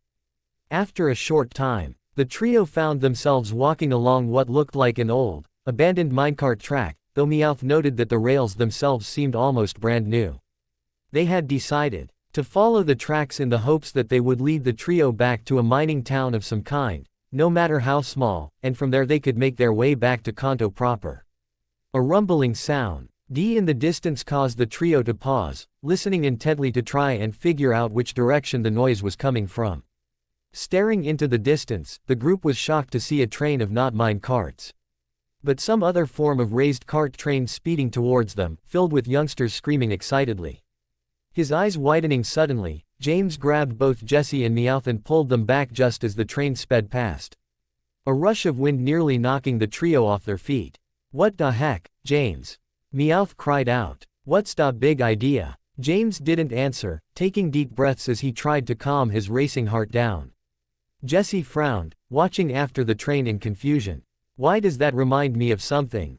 she muttered to herself. "That," James panted, pausing to help the others to their feet. "Was the Gravelrock Gold Rush?" His eyes widening, Meowth turned to stare after the train himself. "Da roller coaster from Pokemon Land?"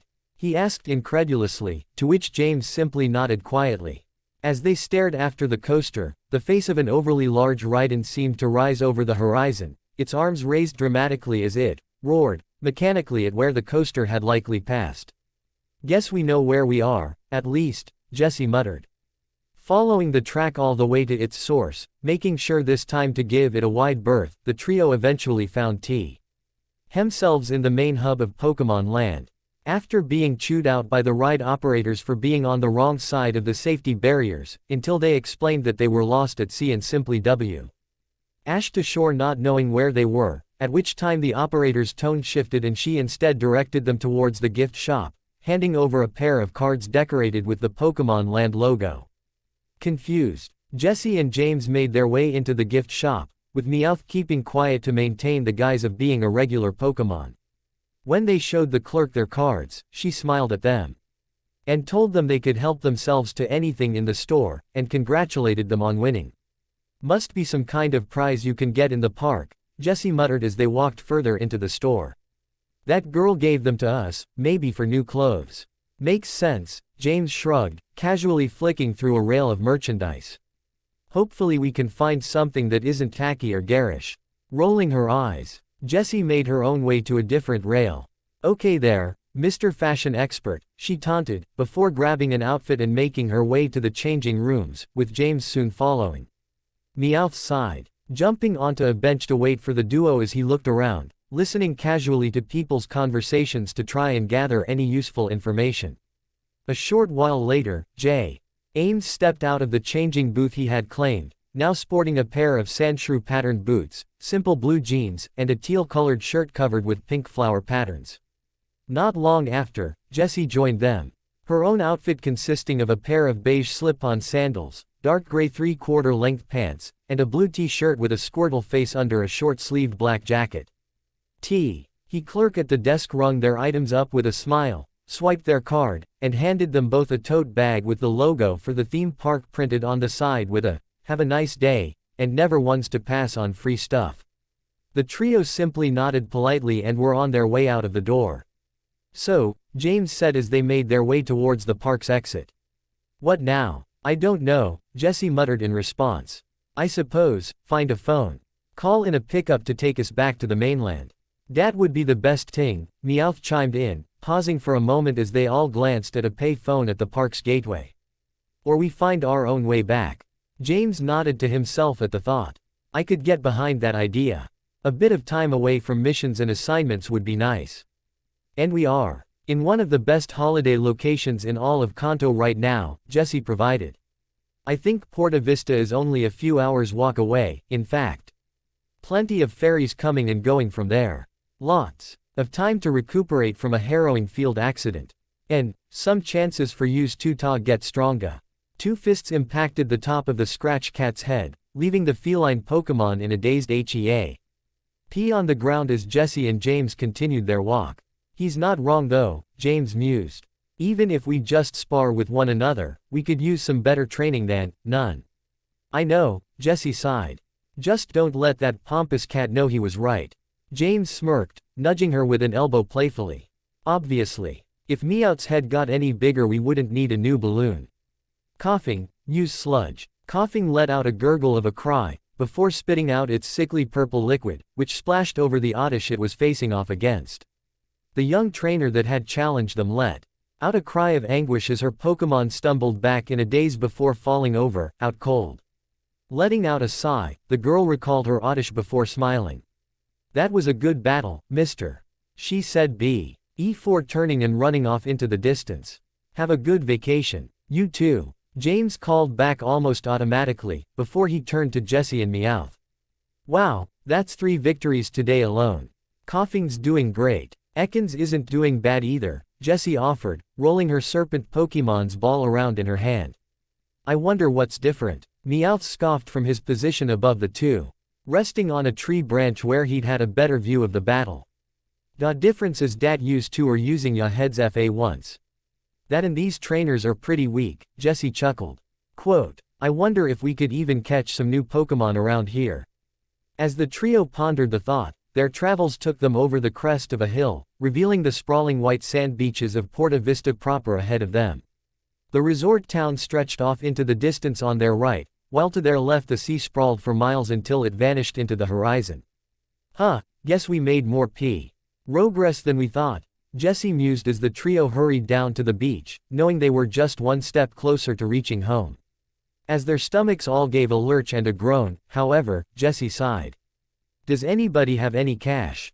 Surprising her, James quite readily held out his wallet, which seemed to be bulging with unspent notes. You weren't paying attention, but all of those trainers we beat handed us money as a prize. Seems a standard wager is in place between most league trainers which lets them support one another through battle. Who knew? Lunch is on James. Meowth cut in, Lao. Ji-hing as he leapt up to snatch the wallet and run ahead of the group. I'm getting an all-you-can-eat fish platter. Instead of getting upset, James just smiled and chuckled to himself.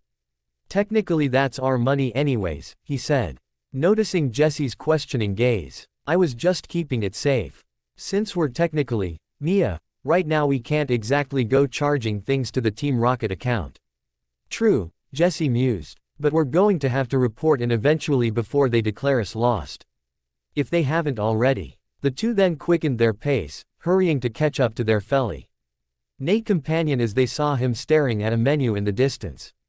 As they got closer they laughed as they noticed that the Scratch Cat Pokémon was salivating over the seafood selection, and James bent down to snatch his wallet back as they beckoned for Meowth to follow and made their way inside. The beachside restaurant turned out to be owned and run by an elderly ex-sailor by the name of Mo Brinny, who served them happily as he regaled them with tales of his adventures around the world with his brother and their Pokémon. James paid generously for the service, even when Meowth hissed criticism in his ear when he did so. Mostly because the entire time they were there all the trio could hear from outside was a wave of verbal abuse being hurled at Mo from a neighboring restaurant run by a R.O.-looking woman they were told was named Brutella. The trio shared a smirk as they continued on their way, having sent Coughing into one of Brutella's open windows to fill her kitchen with noxious smog. Not much farther down the beach, a crowd had gathered around a large stage. As the group approached to inspect the spectacle, they discovered that Porta Vista's annual Beach Beauty Bikini contest was underway, boasting a number of prizes with the top being a large lump sum of cash. Letting her vain personality get the best of her, Jessie quickly pushed her way to the front to enter, sending Ames off with the task of finding her a flattering swimsuit that was sure to net her the victory. And so it was that, when the competition got underway a few hours later, Jessie strutted confidently onto the stage in a flattering crimson two-piece, with her Ekans draped elegantly over her shoulders after being treated with a special oil to make her scales shine in the sunlight. Other Constance tried to protest that she was cheating, but Jessie could only smirk as the judges ruled her appeal to be perfectly legal. Meowth had taken the time to read over the rules, and appeals using the co-instance Pokémon to accentuate their beauty were in fact not just legal, but encouraged in order to show that true beauty came from cooperation with your partners. Or something like that. After the competition had been cut down to a mere 16 women, the second round began, revealed to be a knockout-style tournament where the winner was determined not just through strength, but visual appeal. Supposedly this was Porta Vista's homage to the contest circuit, as their resort island had been deemed too remote to be accepted as a regular stop for the real thing. Jessie borrowed James's Coughing for the tournament, as the entrance required at least 2 Pokémon each to participate. This proved beneficial however when the first girl she came up against released a Cubone, confident in her ground-type superiority. Her face fell. However, when Coughing's ability to levitate above the battlefield removed any advantage she thought she had, and the battle ended as Jessie made a spectacle of blinding Cubone with Coughing's smokescreen, only to turn it into a black tornado as Coughing was sent spinning into the cloud, draining her opponent's points slowly but consistently until the round was called in Jessie's favor. The second round went similarly well, as this time Jessie went with Ekans against her foe's Pidgey, which fled in fear as Ekans rose up and hissed menacingly, letting off a GL. Or to freeze the bird in place before knocking it off the stage with Sucker Punch. The third round was where the difficulty increased for Jessie, as her opponent seemed somewhat competent compared to the others she had faced. Leading with a Golduck against Coughing, Jessie began by trying to recreate the Smokescreen Tornado, only for the blinding spectacle to be dispersed by a confusion from Golduck, costing Jessie greatly in the points department. Not deterred however, Jessie called for a stockpile from Coughing before having it rain down on the battlefield with sludge attacks, leaving the tear rain coated in harmful toxins that left Golduck fumbling as it tried to find its footing. Jessie then had Coughing take advantage of Golduck's misfortune with a rapidly spinning tackle that sent the duck flying back, skidding over the toxic slick stage, and careening into the judges' stand in an absolute mess. The fourth and final round saw Jessie and Ekans facing off against a blue-haired individu. Al in a flattering mermaid-styled swimsuit in her Vaporeon. The red-headed Rocket had to curse her luck. Of course the finalist she went up against would be a gym leader. Best of luck, Violet called out to her, and Jessie forced herself to give a smile before falling into a more serious mindset. Begin. Aurora Beam. Ekans, Underground. The action began almost instantly, as Violet's Vaporeon leapt into the air before firing a rainbow-hued beam at Ekans. A flash blinded the crowd as the attack seemed to land, only for the arena to clear and show no sign of Ekans on the frozen ground. Confused, Vaporeon landed gracefully as it attempted to locate its opponent, only for the serpent to emerge from beneath the ice and slam into the water-type's underbelly, using the momentum to cool around Vaporeon. Ekans, use your acid. Jessie called out. Violet's worried expression seemed to melt away. Not a bad idea, thank you Tilda, she called before shouting to her Pokémon. Vaporeon, use acid armor to escape. At almost the same time, Ekans let loose with a spit of acidic venom across Vaporeon's body, only for the water-type's body to soften and liquefy as it slipped away from Ekans' full body bind and reconstitute itself, only to flinch in pain. Violet frowned in confusion, only to balk as her points plummeted even more than Jessie's had from her move. Hey, what gives? It seems Vaporeon is suffering from its trainer's mistake. The announcer chimed in, drawing Violet's attention.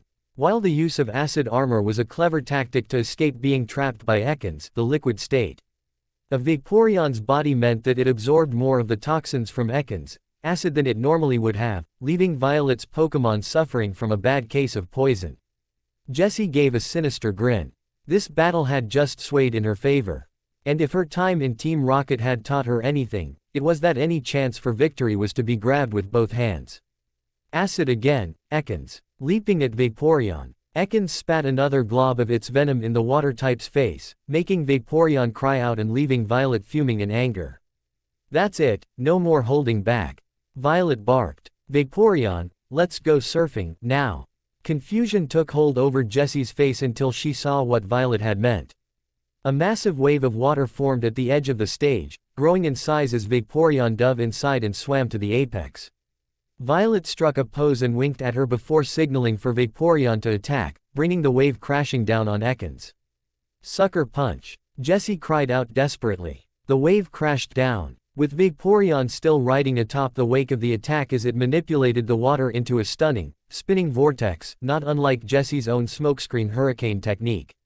Ekans was nowhere in sight, having been consumed by the water now covering the stage, and Jessie felt herself deflate as the familiar feeling of defeat once again washed over her.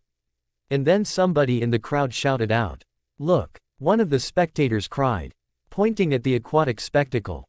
Jessie raised her gaze, expecting to just see another marvel pulled off by Violet and her Vaporeon, only to pause. A purple shape was moving within the water, following the spin of the vortex and slowly picking up speed. Jessie watched in amazement as her Ekans swam through Vaporeon's attack, its tail glowing with a dark aura. As it closed in on the water type only to shoot out of the pinnacle of Vaporeon's appeal, wrapping its tail around Vaporeon's frilled neck and dragging the water type into the air with it before spinning and tossing it back down. crashing through its own spectacle of a show and drenching the crowd in water as Vaporeon impacted with the stage. "Finish it, Ekans," Jessie cried out desperately, now paw. In fully aware of the timer ticking away at the edge of the stage. At her command, Ekans twisted in the air before firing a final, massive blast of acid at Vaporeon, slamming into the water type and kicking up a cloud of dust. "And that's time," the announcer cried. "What a riveting match for the finale of our contest. Ekans and Vaporeon both put in a great amount of effort today, but with a tied score and no clear knockout. Let's take it to the judges to find out who will be taking home the gold." Jessie waited with bated breath as the judges turned to one another to deliberate the scores. Jessie hadn't noticed, but at the announcer's words she looked up, and sure enough both her and Violet had ended the match with exactly equal points. And even as Ekans landed heavily on the stage and slithered back to her heel, Violet's Vaporeon struggled to its feet, a testament to the power of a gym leader's Pokémon that it was still standing. Jessie's attention turned back to the judges as one of them stood up. And for the first time she noticed that Professor Oak himself had been there the whole time. "It certainly is a difficult choice to make," the elderly professor mused. "But we the judges have come to a decision, thanks to her ingenuity and ability to show off the skills of her Pokémon not well known to the public. The winner of this match and the Porta Vista Beach Beauty competition is Jessie." Jessie remained frozen, even as the announcer and his assistant came out to drape her in a winner's sash and garland, only for her face to split into the largest smile she'd worn for T felt like years as the reality finally sank in. She'd won. She had won. Let's all give a huge round of applause for Jessie and her amazing displays of beauty, poise, and tactical thinking in the face of great odds. As the announcer spoke, he grabbed Jessie's wrist to raise her arm high over her head in victory. On her other side, the assistant handed her a large bouquet of flowers that she cradled in her arm. Behind her, a pair of stage hands carried out an overly large novelty check, making her nearly choke at the number printed across the front, a grand sum of 10,000. Jessie blinked owlishly as a microphone was practically shoved under her nose. "I don't know what to say," she spoke softly. Thank you everyone. So what are ya gonna do with your winnings?" Once more in their tourist clothing, the trio of displaced rocket agents made their way along the Porta Vista promenade, their destination being the harbor in the distance. Jessie simply shrugged in response to Meowth's question. "Honestly, I'm not sure," she admitted. "I mean, it would make the most sense to just add it to our normal funds, right?" James simply shrugged in response. "If that's what you want to do, that's fine," he said. "But I'm not going to make you share." The trio continued on, walking at a relaxed pace as the sea breeze washed over their faces. Quick battles came and went as Tr. Ainers came to challenge the winner of the recent beauty contest and her friend. Before long, the harbor was upon them, bustling with activity as people came and went from the many ferries visiting the island. With how busy the area was, the trio soon found themselves at the edge of the marina, overlooking the calm waves of the sea as they took a moment to gather themselves. The hustle and bustle of the crowds filled their ears as they continued on, rendering the trio deaf to the sounds of the waters below. One sound that cut through the din of the crowds like a hot knife through butter was very familiar to the trio. That of an explosion out on the waters as a small vessel began visibly tipping onto its side. Before Jessie could react, a blur of motion at her side caused the woman to leap back in shock. Only to realize all of a sudden that James had vanished. The flash of light beneath the waves told her where her partner had gone, just as he emerged from the waves straddling the serpentine body of his Gyarados, which thrashed angrily for a moment before James' hand on its side seemed to calm it. "Please, Gyarados, I know you're angry at me, but I need your help. Those sailors are in trouble." A beat of calm seemed to pass over the atrocious sea serpent before, almost angrily, it turned to swim rapidly towards the sinking ship. As they approached, James scanned the wreckage, entirely noting the various tentacules that had overtaken the ship, seemingly dragging the entire vessel down into the waters. James thrust an arm out confidently. "Gyarados, use Twister to scare the tentacle away." Gyarados seemed to snort derisively before rearing back, summoning a swirling vortex of energy around the ship that tore the cerulean jellyfish from the vessel, sending them flying in L directions as the boat corrected itself in the water and the sailors let out cheers of approval. A cry from one of the sailors had them all grabbing buckets and trying to bail water from around their feet. Seeing their distress, James called for Gyarados to help once more, and the sea serpent snorted before wrapping its large tail around the back of the ship before turning to swim back towards the docks. Dragging the sinking sailors behind it, James surveyed the docks as they approached, spotting Jessie and Meowth rushing to meet him. Already watching him though was a diminutive woman with a face carved from stone. Surrounded by an entourage of young men that seemed to be her servants. James had Gyarados deposit the ship upon the shallows near the dock so that it didn't sink any further. Before hopping off of the Leviathan's neck and turning to recall it into its Pokeball. "Excellent work, dear boy," the small woman cried out, her shrill voice grating against James' ears. "That's the third ship I've lost this week. Glad I can at least save some money on repairs now that it's been recovered instead of sunk." James laughed nervously as he rubbed the back of his neck, averting his eyes as Jessie and Meowth arrived. Both looking at him incredulously. "Thanks," he muttered. "Don't really know what came over me. Well, whatever it was, I can make use of it." The woman shouted, letting out a grating laugh. "The name's Nastina, and that over there," she said, pointing with her cane at a large structure on the water that seemed to be under construction, "is my new resort and hotel. Which would be finished by now. If those stupid tentacle would just stop sinking the boats with all my workers before they can get there." James glanced at the ship he had just saved, then out over the water. Blinking as he noticed that the normally deep blue waves were littered with an uncountable number of glowing red spots just below the surface, which he could only assume was the tentacle in question. "But you, with that mighty Gyarados of yours, you could wipe them all out." Nastina continued. "Send those slimy sea pests packing. I'll pay you for your time, Tilda." James grimaced, feeling uncomfortable with the woman's tone before looking to catch his team's eyes, noticing Meowth's scheming eyes. "Can I have some time to think about it?" he asked, sighing with relief when Nastina simply shrugged and had one of her servants hand him a business card.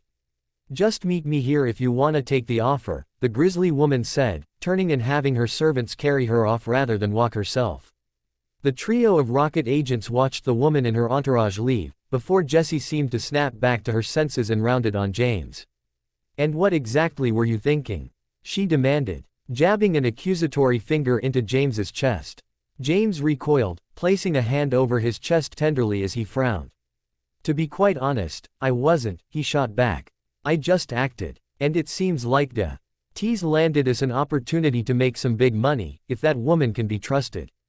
And what if that beast of yours had decided to just toss you off its neck and eat you, huh?" The redhead cried. Look what happened last time you let it out of its Pokeball, it sank an entire cruise liner." James' frown deepened at the accusation. "Because you decided to kick it off the side of the ship," he responded sharply. "Something that, might I remind you, is the entire reason Gyarados was so angry in the first place." "That's enough," Meowth shouted, jumping up to scratch at the human duo's faces to silence their argument, sending them both reeling back in pain. "I got an idea, Tilda." Fury boiling just below the surface, Jessie rounded on Meowth, hissing through her teeth at the scratch cat. "Well, spit it out then." She spat. "What possible ideas could you have at this time?" "Something to get us back in da boss's good books, that's what," Meowth responded with a Cheshire grin, turning to saunter back to Howard's town and leaving his human companions in confusion. Crowded around a video phone in the nearest Pokemon Center, Jessie and James checked their surroundings nervously as Meowth picked up the receiver and started dialing. "Are you sure this is a good idea, Meowth?" James asked in a hushed tone. "Calling the boss on a public line. Well, what else are we supposed to do?" The feline shot back as the machine began to ring. "We ain't exactly got any safe houses around here, have we?" "He's got a point," Jessie sighed, rubbing her temples as she crowded in some more to block the booth they'd taken. "And I suppose it is about time we called in, but what's this got to do with that horrible woman?" Meowth's Cheshire grin returned. "You'll see, Tilda," he purred, before schooling his expression as the line picked up, revealing a figure masked in shadow. "Sir, it's good to see yous in good health." The trio sat nervously as the figure seemed to regard them curiously, before a low chuckle sounded from the receiver held between them all. "So, you survived, did you?" The figure questioned, his voice deep and menacing. "My asthma had you all marked as chum. Where are you calling from? James leaned in then, answering the question quickly. Porta Vista, sir. We encountered some. He paused, considering his words carefully before finishing the sentence. Complications, when making our exit. Essie grumbled something under her breath. The figure stared at the trio in silence for a time before shifting, seeming to nod to himself. I see. And what, pray tell, leads you to call me now? Have why? Oh, you decided your impromptu vacation has lasted long enough. The trio gulped, glancing between each other nervously before Jessie gave Meowth a nudge just out of view of the camera. The scratch cat Sue get nervously to clear his throat before answering. We was just trying to find the right time and place, sir, he said placatingly. It's been a rough couple of days. But we didn't come empty pod. The figure sat up at this, clearly intrigued. Oh, he rumbled. Do tell. Catching on, James leaned in. There's a woman here, sir, by the name of Nastina. She seems to be having some troubles with the local wildlife. As a large school of tentacool is causing her some troubles with her construction efforts. She's offering a large cash prize to anyone able to clear them out. Jessie's eyes widened as she too realized Meowth's plan. We were thinking, sir, that we could knock out 3 Pidgey with just 1 rock throw, she chimed in. While we do need to ask for extraction, we think it could also be a good idea to send a small squad of grunts to capture the tentacool and claim the cash prize, all without any opposition as the locals seem to want rid of them as much as Nastina. The figure stared at the trio, sitting back and steepling his fingers in contemplation. That is, interesting, he muttered.